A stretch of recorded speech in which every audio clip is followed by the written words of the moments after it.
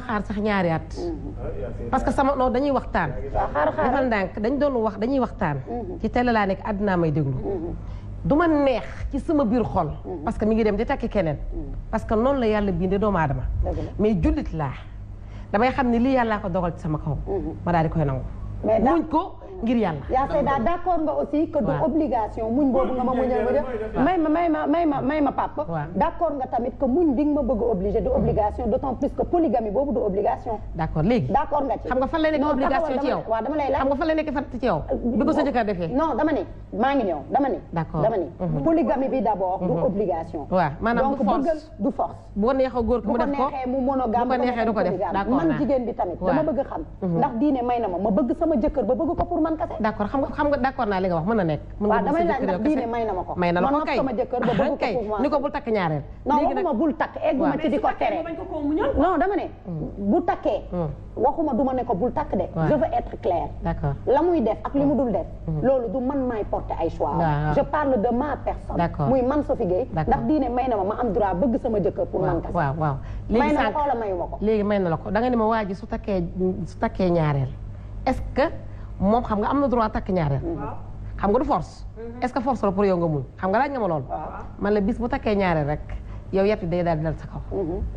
moom bu takkee ñaareel. yow am nga wujju léegi. léegi mu yat wi. je suis d'accord yat wi day dal ci sa kaw. mooy ne yat bi dal na ba pare muñ day ñëw dugg si. waaw très bien léegi nag yaa ngi may laaj ndax da nga war a muñ wala war a muñ. wujju bi maa ngi si avant wujju bi. loolu la ma laaj. voilà c'est-à-dire ñi nga xam ne dañuy tas ndax dañoo am wujju. loolu xam nga lan la matadi weesuwul sa borom kër takk ñaareel saa waay nga buub say bagage yëpp dem ni ko jigéen ki jëlal sama place ma may la jigéen bu ko def rek na yëg ni yëf yi matadi kese la def mais jën du ragal ndox jën lan lay ragal ci ndox wujju lan la mère ba ndeysaan jëkkër ji da koo takkal wujju ñëw ni ko takkal nañ la mu xam naa kooku mook Sophie la mu taxaw ni amul problème wujju moom du nit yàlla kese la tiituma xam nga da lay won ni nekkul affaire boo xam sax affaire bu yomb la mais sa jëkkër dem takk ñaar nga dem nga mais xoolal yow bañ la takkee ak li nga muñ ci kër gi te en général day fekk waa ji amul dara nga toog ci kër gi di muñ yow ak say doom ngeen di buy di bisaab di mbaxal di dëxin ba yàlla tijjil ko nga ne bu mu takk pour lan gis nga muñ déglu ma wax la déglu ma wax la gis nga muñ c'est pas parce que da ngay muñal sa jëkkër amul da ngay muñ pour bu amee bu mu takk ñaareel du dëgg c'est pas parce que da nga yor alal jël alal jox sa jëkkër ne ko xam nga am na fi ñoo xam dañuy jël alal bëri jox góor ne ko takk ma mu takk la pare nga tegal ko ay conditions takk nga ma mais doo takk keneen mën ngaa nekk sax màgget moo xam ne waroo maanaam mag moo xam ne doo am doom nga takk ko jox ko alal mu takk la pare nga ne ko doo takk ñaareel ci man ngay yem c'est parce que man maa la jox can bi di ko chantage yàlla taxatul léegi defoo ko ngir yàlla soo ko defee ngir yàlla. donc léegi may leen ma tourné ci tonton Bara ak lii parce que ñoom góor en tant que góor nga am sa soxna muy sa aawa nga takk ka ngeen def ay années 20 ans 25 ans. parce que am na fi nga takkal ko ñaareel. mu mer jël ay bagage am dem bàyyi la ak xale yi wala mu yóbbaale xale yi wala sax amoo leen woon doom parce que am na ñoo xam ne dañuy takk ñaareel parce que dañoo bëgg a am doom am na ñoo xam ne dañuy takk ñaareel parce que ni ko sama waa ji waxee erreur de casting day am c'est-à-dire yenn saa nga takk kenn foogee woon ne dara mi ngi ci moom te nekkul ci moom après avec le temps nga seet ko gisoo ko nga takk keneen man de daal weesuwul sa jëkkër takk ñaareel nga jël say bagage dem tonton Bara maa ngi ñëw ci yow soo ki takk ñaareel soxnaan si dem soxnaan si njëkk dem noo ko jàngatee erreur la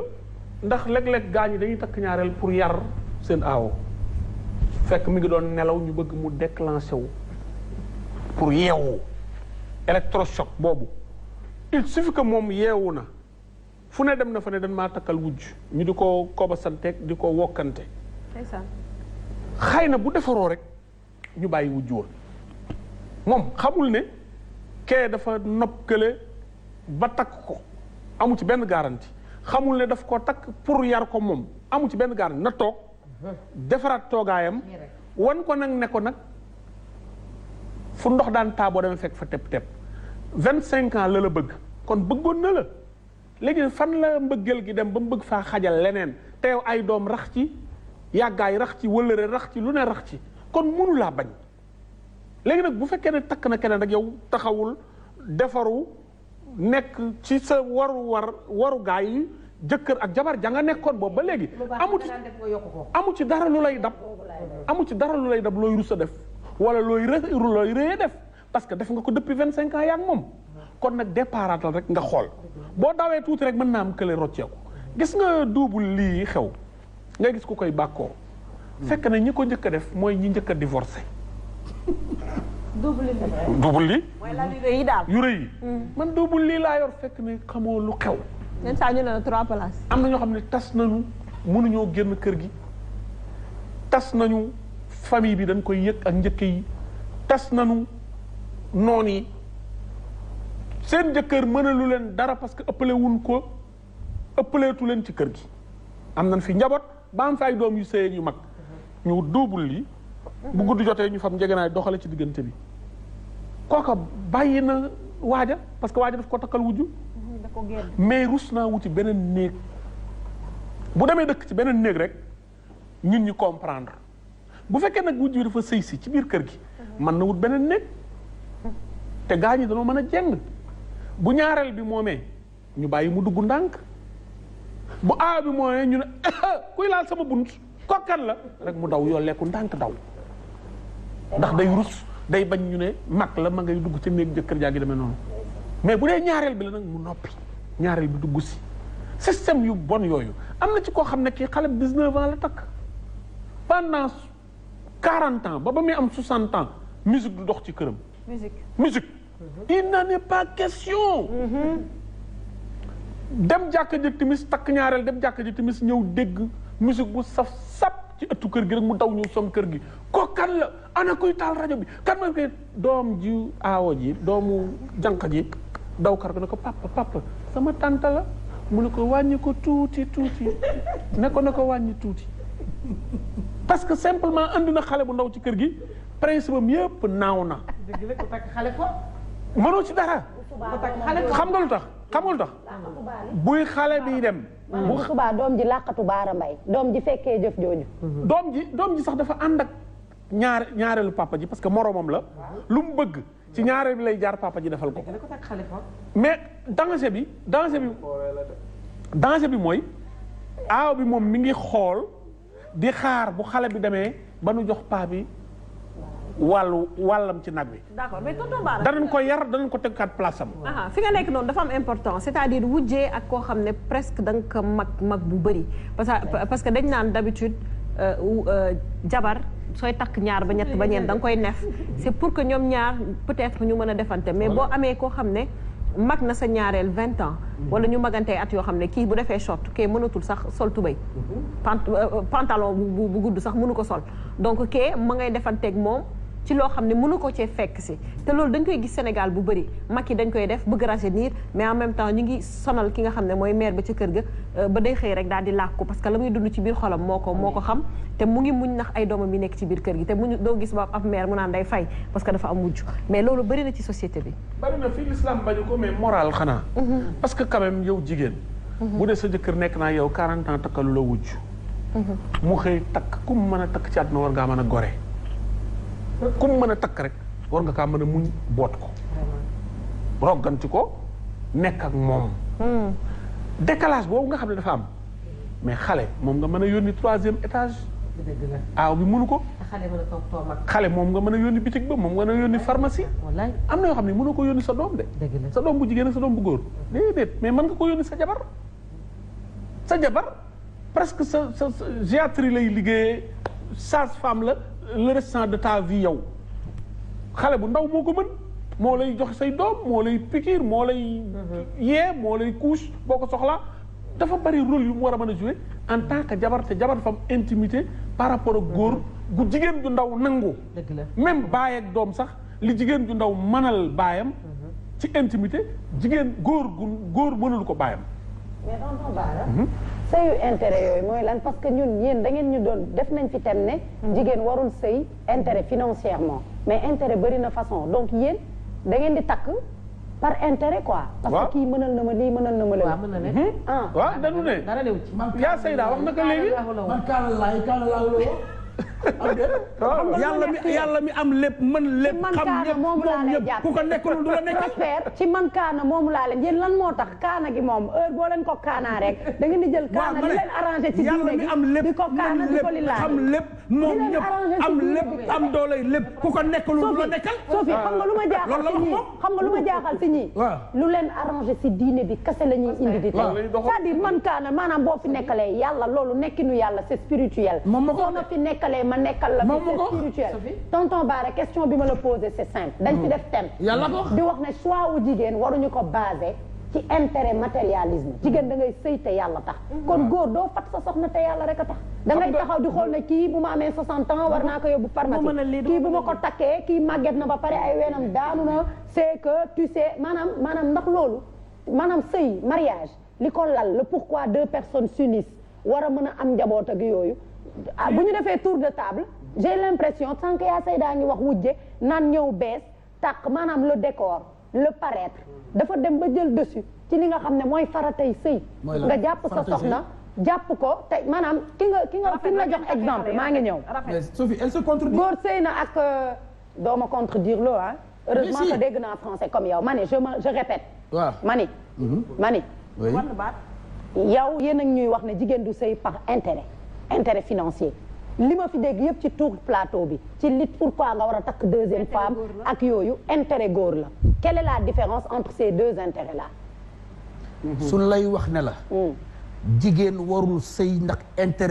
intérêt financier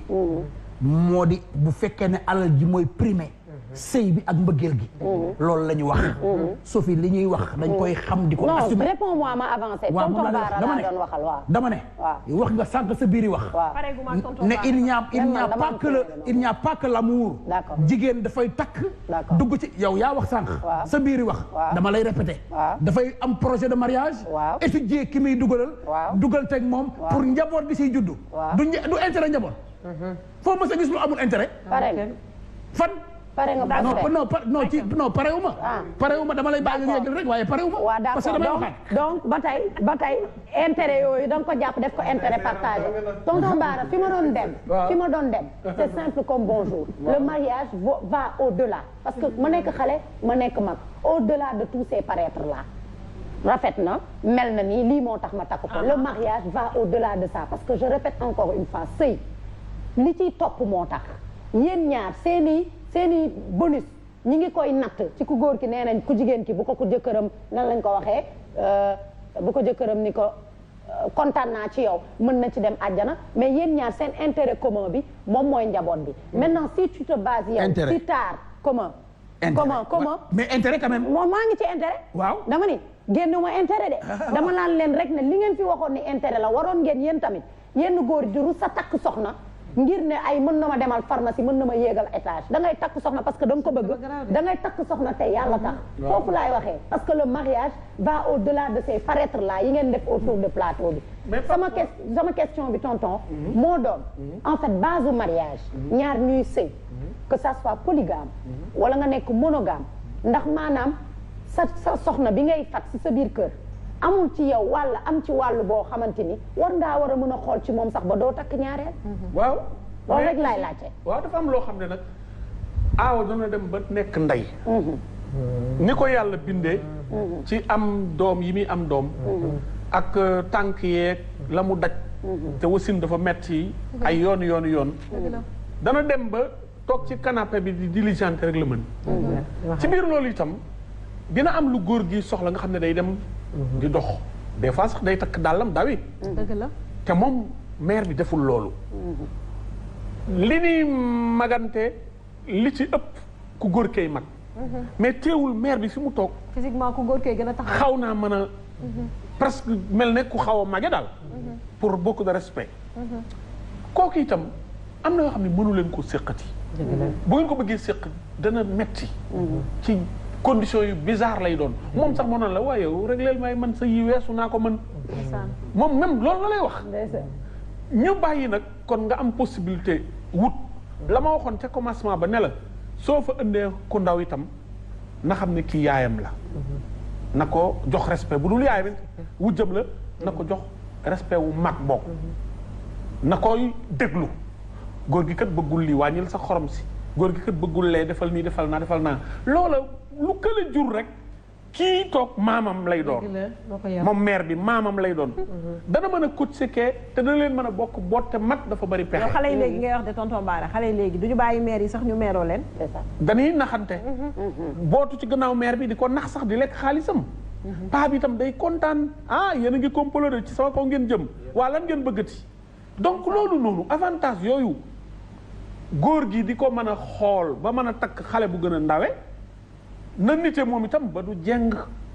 mais am na loo xam ne mag mënu ko gone ko man moo tax nag ñëw nga fi nga tàmbalee mooy la communication avant mu doon takk keneen ki ak fi mu jaar ak keneen ki Sophie dafa poser question bu am importance yaa Sayda ci le fait que nag nit am na droit fay ma ko doon wax rek il y a des familles man gis naa ñaar ñoo xamante ni sax fi couple monogame la ñu sëy ba màgget Pa Diouf ak Mère Diouf rawante wuñu sax mais Mère Diouf dafa gaañu tuuti Pa Diouf gaañu et pourtant dañu sëy ay année ensemble donc il y a des familles polygames bu fa ñaareel nekkoon est-ce que dina dee monogame bu fa ñaareel bu koy tontoo nekkoon est-ce que dina dee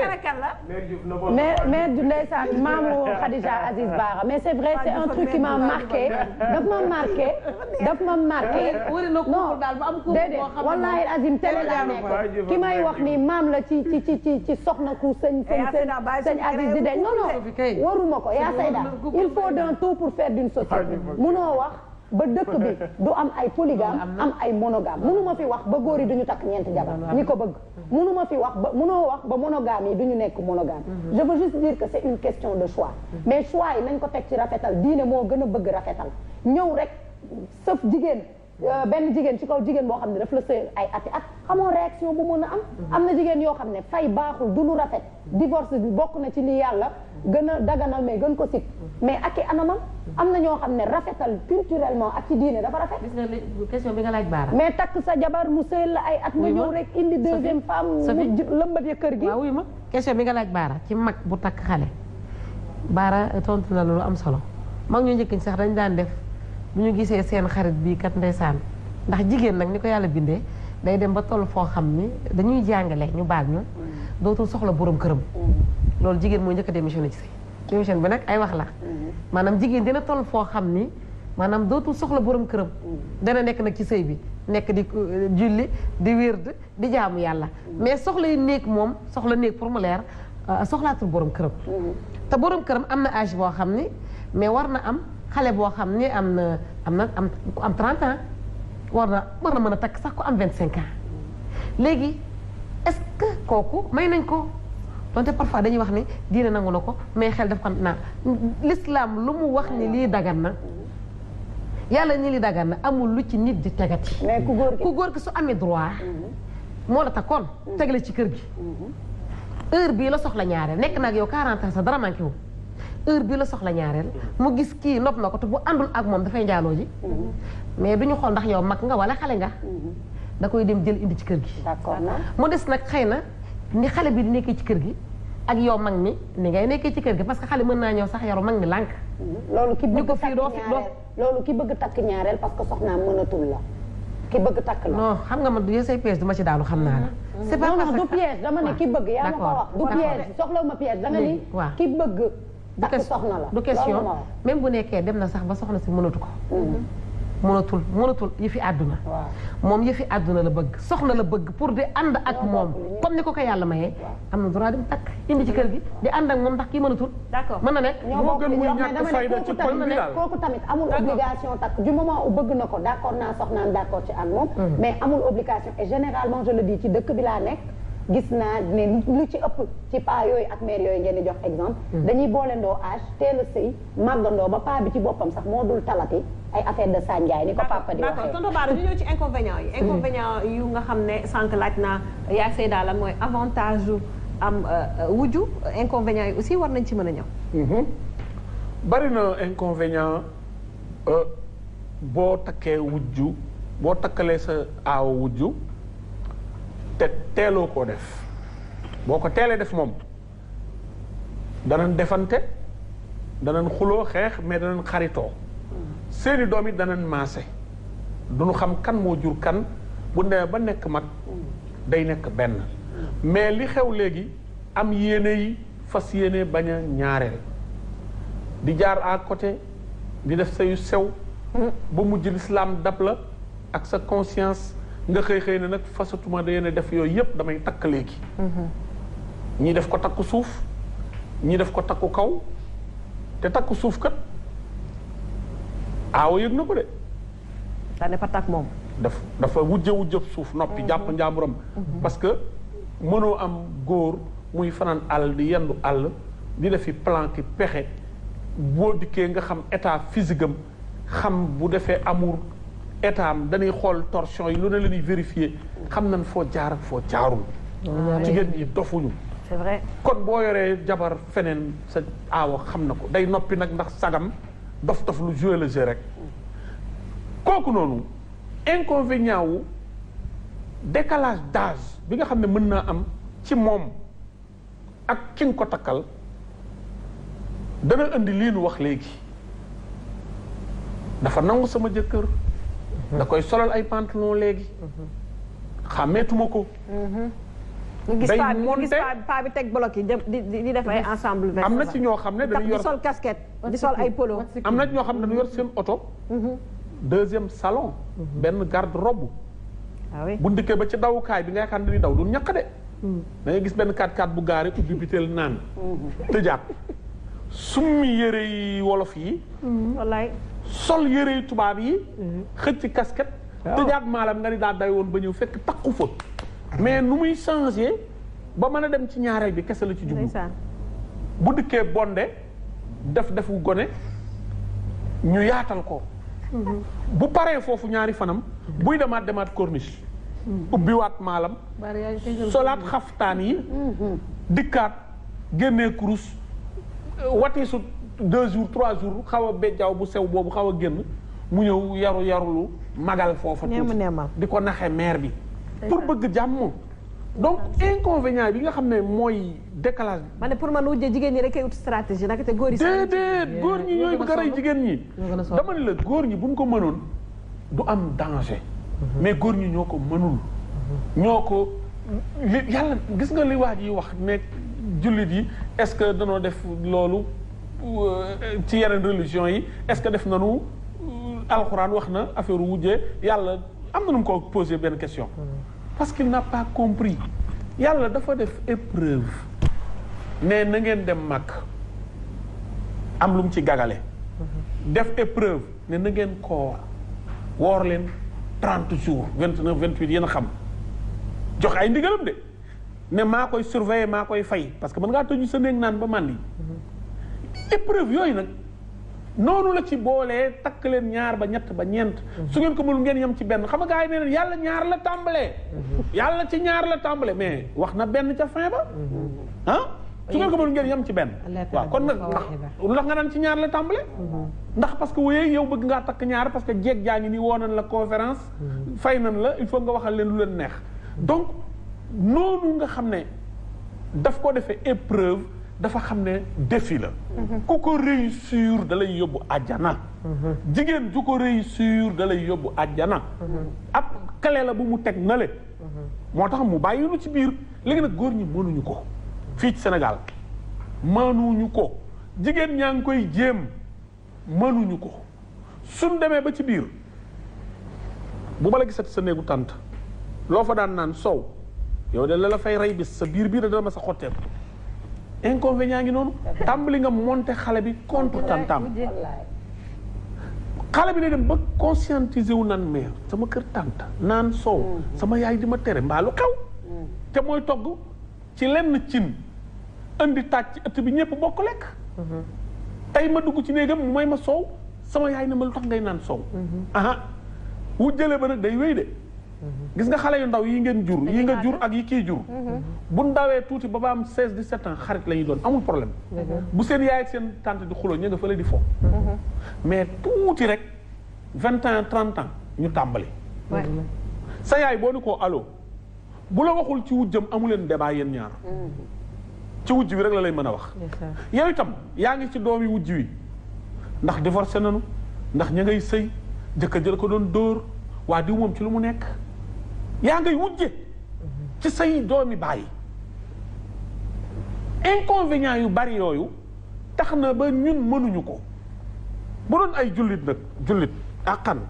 yi nga xam ne yi dañ koo waajal ne na nga takk ñaar ba ñett ñeent soo ko mënu nga yem ci benn bu doon ci biir jullit ngay dox yow jullit nga te ñi ngay takk jullit lañu kenn du leen dégg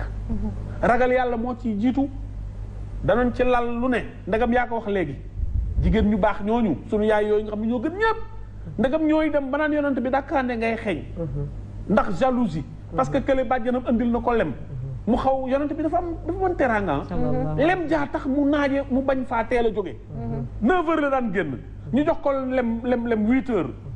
mu toog ba 10 heures ku ne taxaw sa buntu kër ñu dem kompaloo ko ne bu kii rek ku ñëw ne leen ko yaa ngi xeeñ yonent bi jaaxle ndegam ñooñu ñoo mel noonu sakk ak ñun ñi suul yi nag wàqi suul rënk waaw sa doom ak doomu kii layoo bi jeeg mbate doom ya màgge su nee ndax sa ndey liggéey na dañuy wax ne doom ji mooy tekki pour wane ne liggéey na léegi nag yow liggéeyuloo wala wóoluwoo sa liggéey yaakaar nga ne liggéeyuloo nga ne naa liggéey doomu kii mu niil loolu mooy wane ne moom liggéeyul fekk ndey ja liggéey na yow nga ne naa ko liggéey pour yàq rek di ko soxlu am sa doomu wujj mu toll ci 12-13 ans dugg ci douche bi mais fu mu génne rek yow nga soxla douche bi boo duggee douche bi daf lay xeeñ cigarette ngay mag xam nga ni mi ngi tux sa doomu wujj la de mas na fi fàtte sax jiinam nga lamb poosé gis nga ci cigarette yow xam nga ni kon ci yàmbaa la jëm xam nga ni kon ci drogue la jëm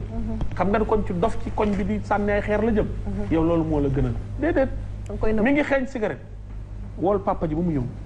nga ne ko yaayam sax mën naa yaakaar damay jéeñ doomam te luy raam ci ñag bi la jëm lii daar ci moom ci samay doom doo nga lay mujj wala ci kër gi ci gàccak famille lay doon teela la xool doomu jiw ji balaa yàqu moo jiitalee foofu xale bi dana baax xamuloo mais da ngay bàyyi béjjën bi di weñaaru rek ba weesu jubbanti kenn mënu ci dara y a 1000 inconvénients qui font que Sénégal lor yi moo ëpp bànneex bi ci biir ak avantage dans la mesure où wax nañ ko léegi soxlaatuñu ko du ci soxlaay bras du ci soxla plaisir parce que bu njëkk dañu yaakaar ne physiquement ngay soxla góor gi day soxla boppam te warut a doxaan donc war na am soxnaam waa lu tax yàlla fexe ba ñoom ñëpp ñuy gisandoo règle ci benn weer wi kon kay boo ci yoroon ñeentit dana am weer woo xam ne ñoom ñeent ñëpp mënoo leen a jege ñu ne nen wuti takkoo ménopause na ba pare mag la àjjuma bu jot nga dem fa bu fii doxul boo demee fële am lu bëri yaa ngay dépanner kenn ku teel am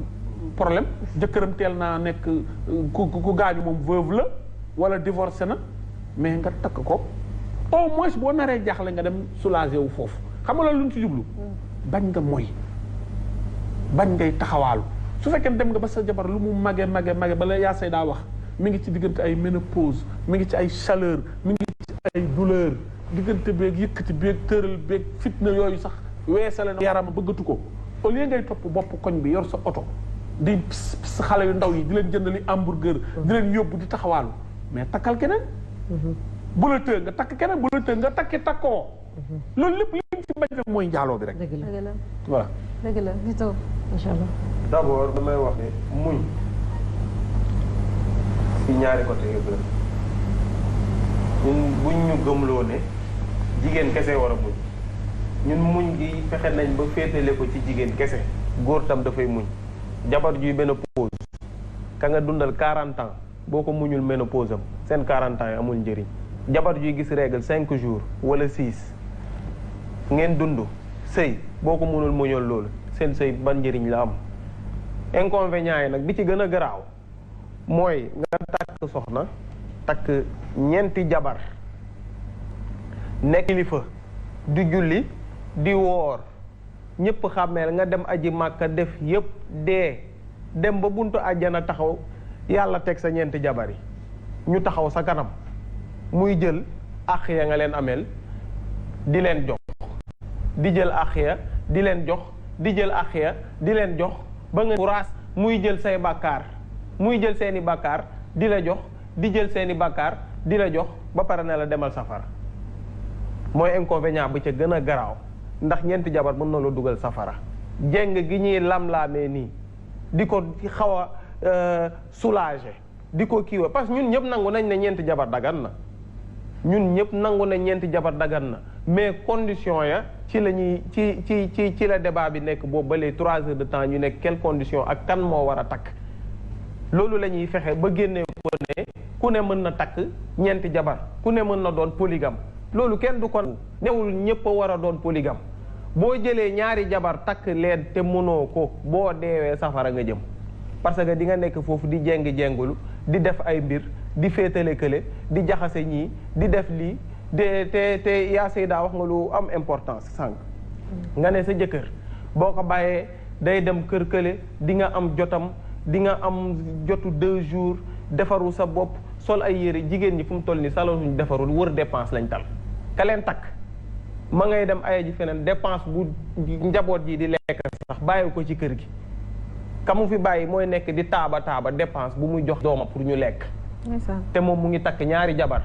ka nga bàyyi mënoo ko jox dépense ka ngay fekk yóbbuloo fa dépense yenn saa yi nga takk ñaareel ba nga xamante ne mën na la njoñal ay ginaar mën na la njoñal ay lépp aawa baa ngi teg taabalu gerte caafam ci buntu kër gi di togg di ko ñafe di rayante yow yaa nga ca ñaareel ba parce que foofu la gën a yombee foofu la gën a wullee ñaayee foofu la gën a neexee ndax moom bureaucrate la ma ngay dem ci bureau ma ngay liggéey loolu dugal la ci moom boo ko defee boo deewee dugg safara waaw li may wax beneen inconvénient bi tamit yar njaboot parce que njaboot yar processus la moo processus di dellusiwaat à chaque fois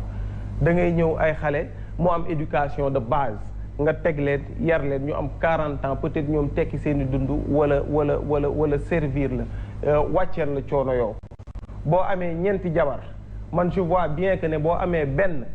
ngeen seen di am seen ñetti doom wala seen ñeent wala juróomi bant yàlla may leen ko tabarkàlla ñuy gudd fan ngeen concentré wu ci ñoom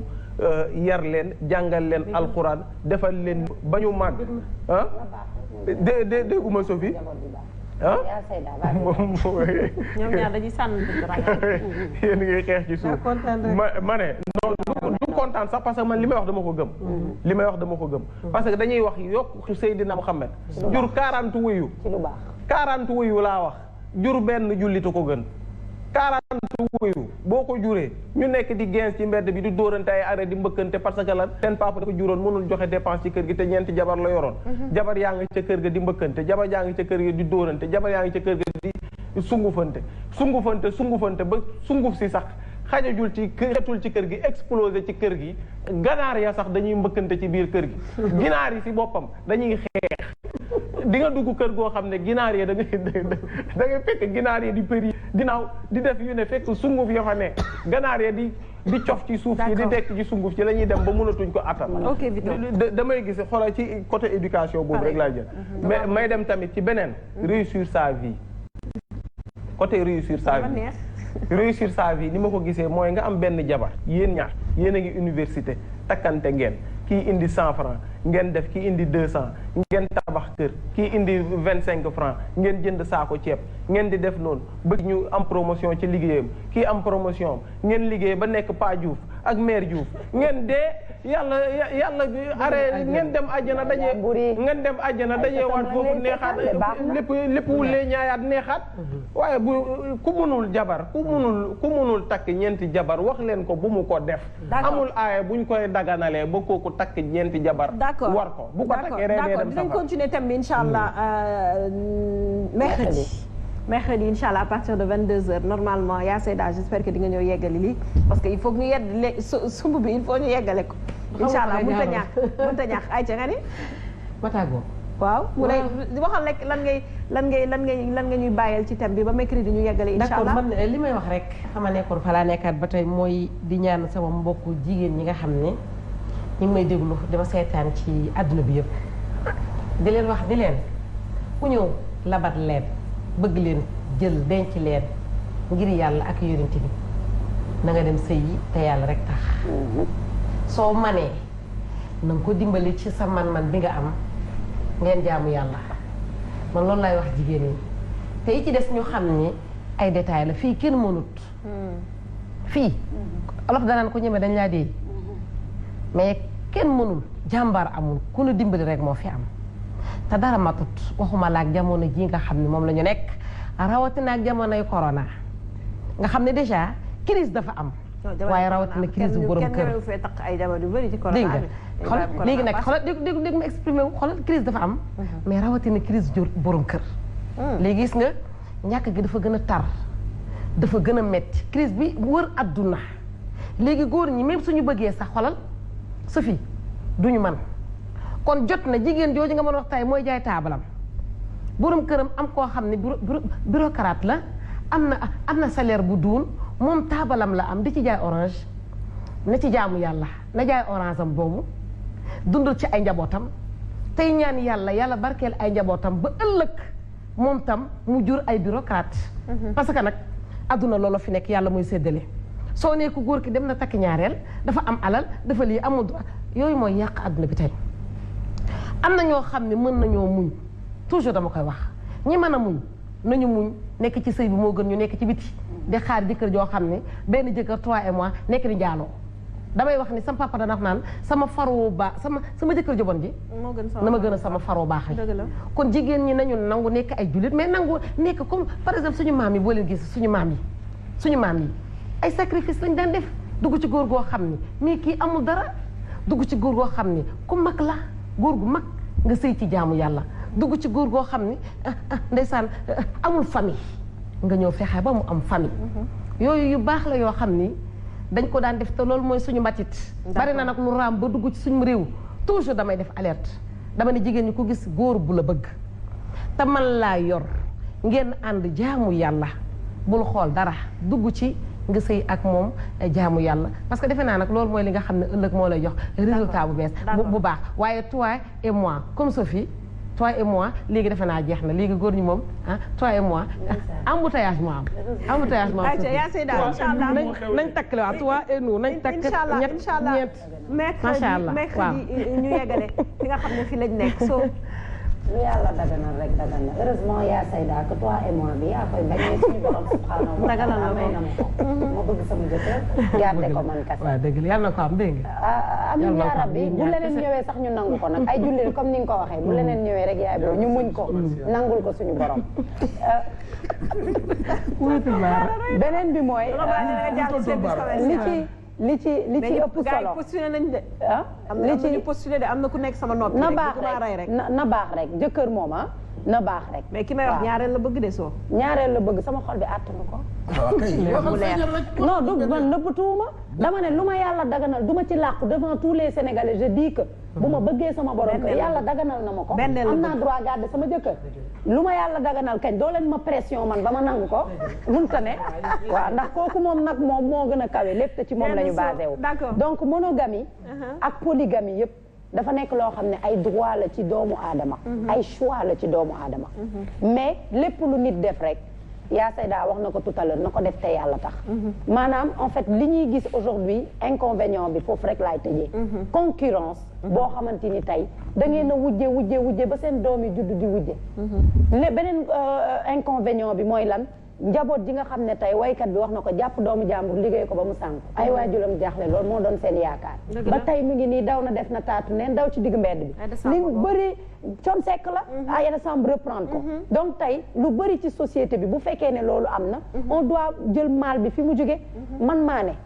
góor yi jël polygamie def ko moome mooy nga juddu rek nekk góor doy na la pour nga nekk polygame je ne suis pas d'accord polygame da nga koy mët il faut nga mën a uuf ñeenti soxna mën a yor jabar monogame tamit choix la ma tëjee ne leen Pa Diallo ak mère Diouf doon Pa Diouf ak mère Diouf Pa Diallo la ak mère Diouf di maam ci di Diouf sëy nañu ba màgget mère Diouf génn àdduna Pa Diouf tegu ci dara Pa Diallo tegu ci dara dem kon mbëggeel toi et moi ma ne mbëggeel toi et moi am na góor yi mën a uuf seen soxna xool seen diggante ak seen borom kase xam ne mënuñu ko des ak seen soxna nañu ko def lépp rek ngir rafetal yaa Sayda bu ma forcé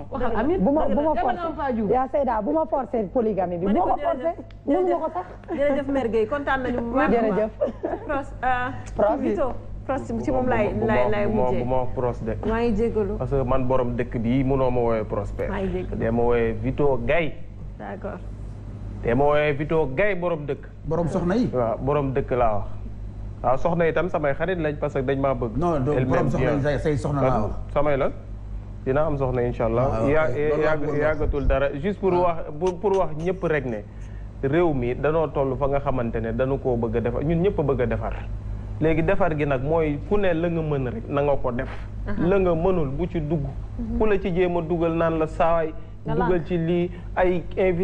l'homme est naturellement infidèle ay l'homme est kii yooyu yëpp ay wax caaxaan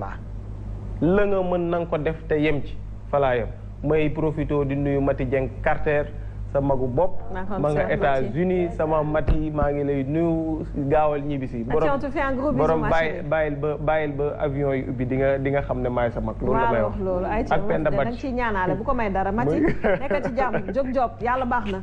ayca Papa Bara loo ñuy tàggoo tey waa xanaa rek di wax ne nanu jéem yemale déjà ñi ci dugg ba pare surtout tabaski gaa ngi ñëw na nga jéem a am ñaari xar yàlla waaye takk jigéen pendant 365 jours mu nekk këram nga xëy bëgg koo jëlloo ay doomam yu sew ak i bagaasam ne ko da ngay ñëw sa kër aawo parce que menn xar laa fay rey nga am fa ñaari jours yooyu yëpp ci tële ñaari jabar képp la bokk tabaski nga dem ci gën a mën a toog da nga leen di mën a boole ci genn kër ca booba yàlla dugal loxoom indi yërmandeem ndax booloo bi ngeen àndandoo doole la te yàlla dafa bëgg nit ñi booloo ca jàkka yàgg ci lu mën a doon waxtu simon bi Abdoulaye jamian wala tafaraqoo nga tasaare sa kër ba mu tasaaroo situation financière ñëw nga bëgg jëlaat kële nag force ko ne ko da ngay ñëw fii yëngal na sëy julli gi jàll na sa sëy yëngatu ba wutul ci divorce lay mujj bu ñëwee benn tànk bi day dem sa kër bàjjan benn bi sa kër nijaay graisse geeg biiri xar yeeg yenn yi des ci kër aaw bi kële buy dem këram dara loxoy neen lay demee yooyu yëpp na ko nit ñi xoolaat mënunoo yor ñaar ñett ba ñeent fii ci Sénégal mënuñu ko dañ koy jéem